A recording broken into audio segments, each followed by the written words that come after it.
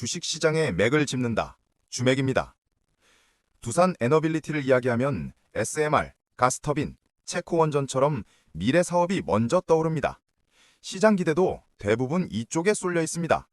하지만 사업 보고서를 펼쳐보면 조금 다른 흐름이 보입니다. 지금 두산이 만들어내는 숫자는 기대하는 미래보다 아직은 현재의 사업에 더 가깝습니다. 그래서 먼저 실적부터 보겠습니다. 2025년 3분기 누적 기준 매출은 12조 1979억 원, 전년 같은 기간 대비 약 5% 증가했습니다. 하지만 영업이익은 5,506억 원, 전년 대비 약 30% 감소했습니다. 영업이익률도 6.7%에서 4.5% 수준으로 내려왔습니다. 외형은 유지되지만 수익성은 확실히 조정을 거친 모습입니다. 이 숫자가 의미하는 바를 더 정확히 보려면 매출 구조를 나눠볼 필요가 있습니다. 에너빌리티 본업이 약 45%, 밥캣이 절반 이상, 퓨얼셀과 기타 사업이 나머지 비중입니다. 두산은 발전 인프라 기업이면서 동시에 글로벌 중장비 기업을 함께 품고 있는 구조입니다. 여기까지는 다들 아는 내용이죠?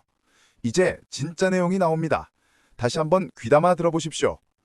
먼저 최근에 가장 화제인 SMR입니다. 두산은 뉴스케일과 함께 SMR 소재 제작을 입이 완료했습니다.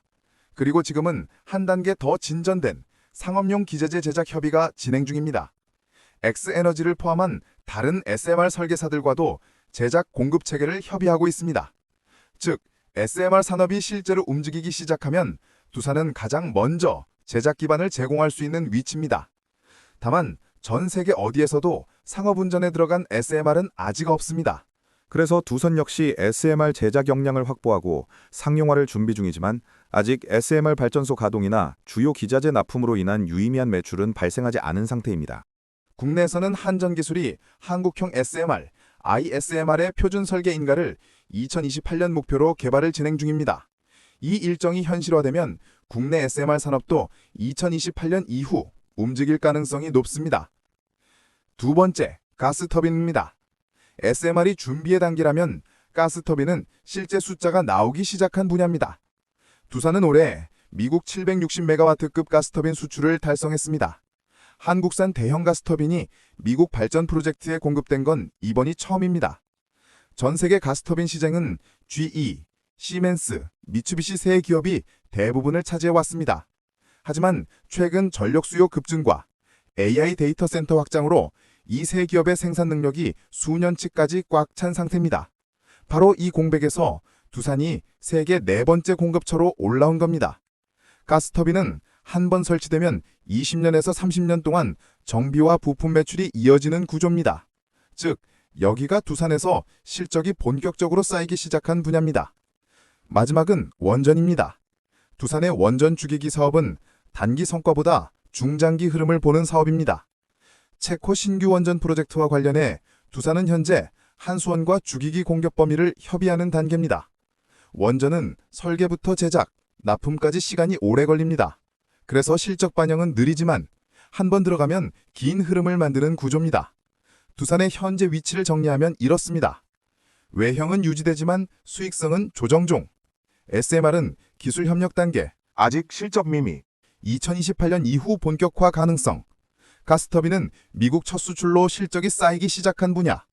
원전은 체코 프로젝트 기반으로 한수원과 세부 계약 진행 중. 즉, 지금 두산에서 실제 숫자가 나타나기 시작한 곳은 가스터빈. SMR과 체코 원전은 두산이 오랜 시간 해왔던 방식대로 차근히 기반을 다지는 구간. 숫자는 현재를 말하고 기술과 협력은 미래를 준비합니다. 두산은 지금 그 두 축 사이에서 다음 흐름을 만들고 있습니다. 주식시장의 맥을 짚는다. 주맥입니다. 최근 글로벌 시장에서도 한국전력의 방향성에 관심이 커지고 있습니다. JP모건 같은 글로벌 투자은행도 별도 분석 리포트를 낼 정도입니다. 전력 수요가 구조적으로 커진 지금 한국전력의 선택은 기업을 넘어 국가 시스템 전체의 안정성과 연결됩니다. 오늘은 한국전력을 세 가지로 정리하겠습니다. 본질 구조, 실적의 배경, 그리고 앞으로의 방향. 이 세 가지를 이해하면 한국전력이 어떻게 움직이는지 더 선명하게 보이실 겁니다. 먼저 한전의 본질입니다. 한국전력은 발전회사가 아닙니다.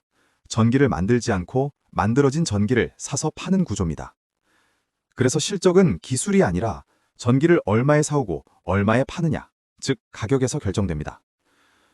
하지만 이 가격을 한전이 스스로 정할 수는 없습니다. 전기를 사오는 가격은 국제 연료비 같은 시장 환경이 바꾸고 전기를 판매하는 가격은 정부의 요금 정책이 정합니다. 즉 한전은 가격을 주도하는 회사가 아니라 두 가격 사이에 끼어 있는 회사입니다.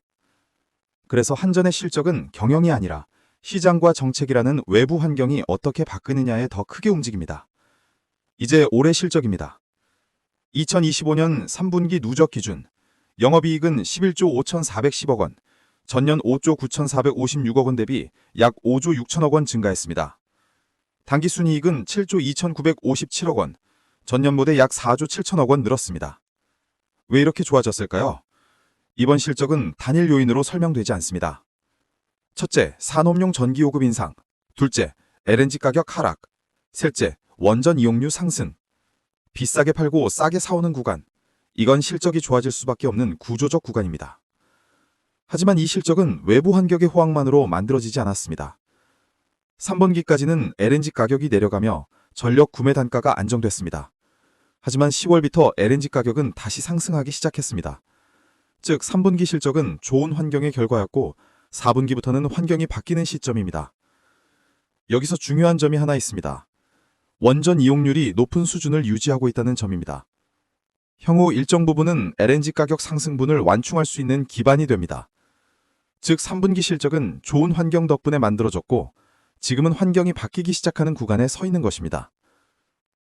그리고 이번 실적은 외부 환경뿐만 아니라 내부 조정도 함께 작동한 결과입니다.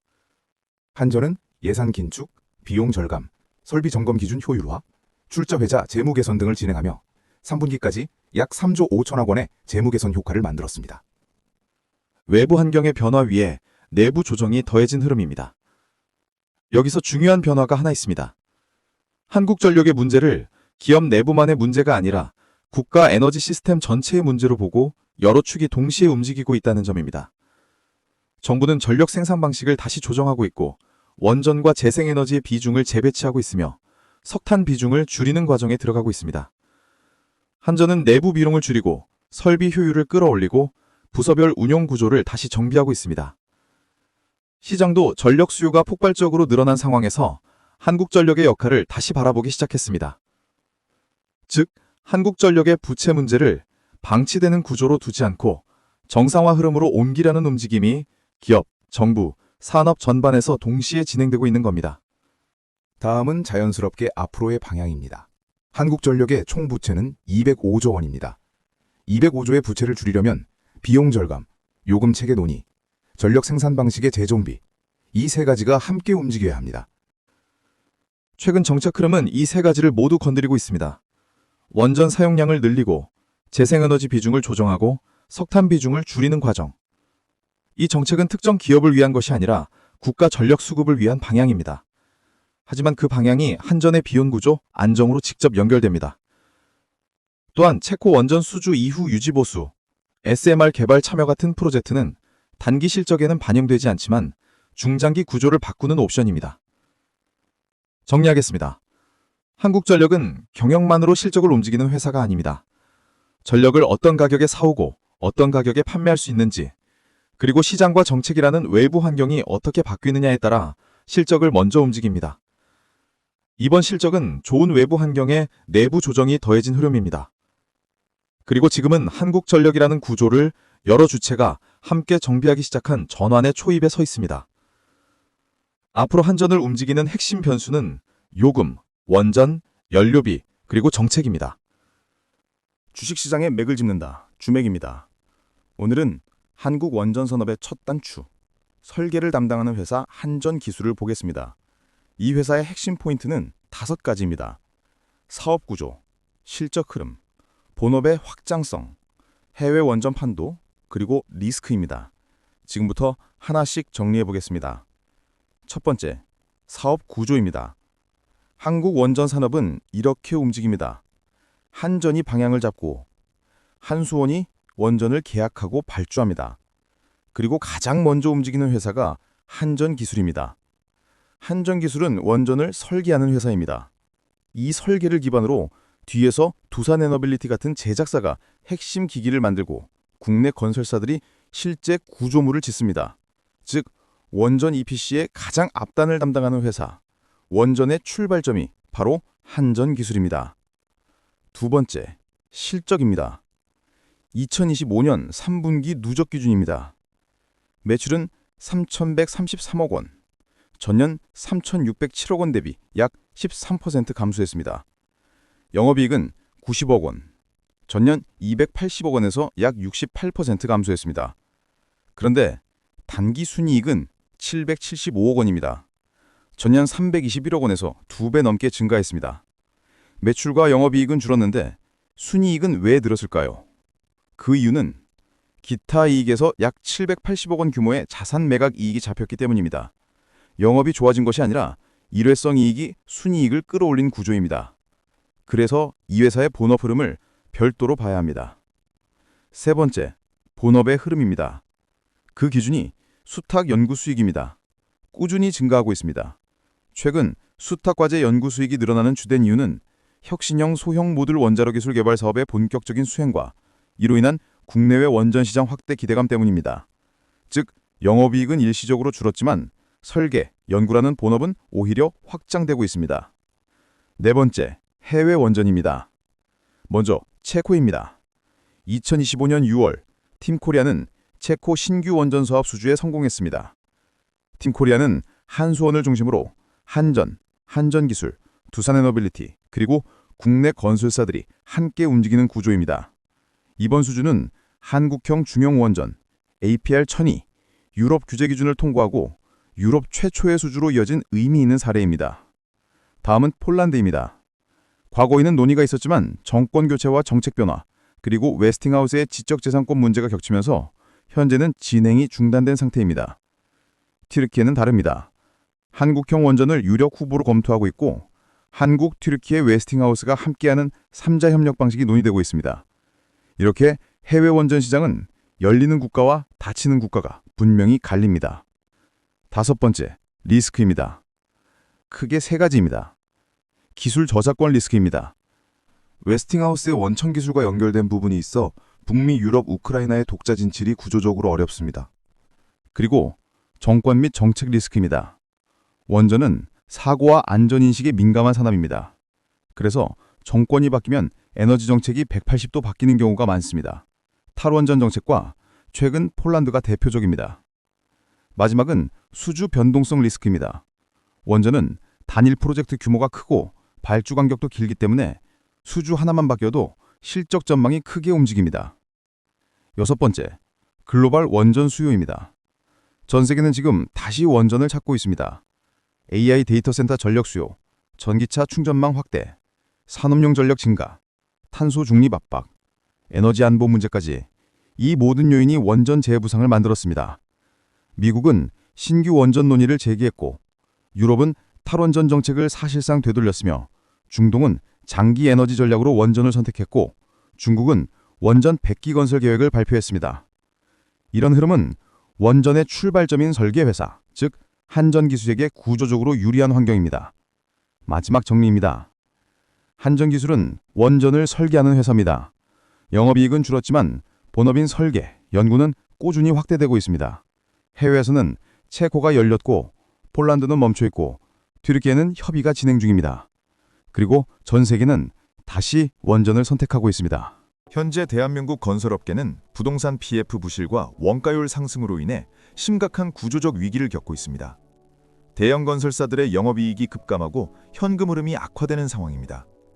하지만 이러한 산업 전반의 침체 속에서 창사 이래 최대 수주 실적을 기록하며 사업 구조를 완전히 재편하고 있는 기업이 있습니다.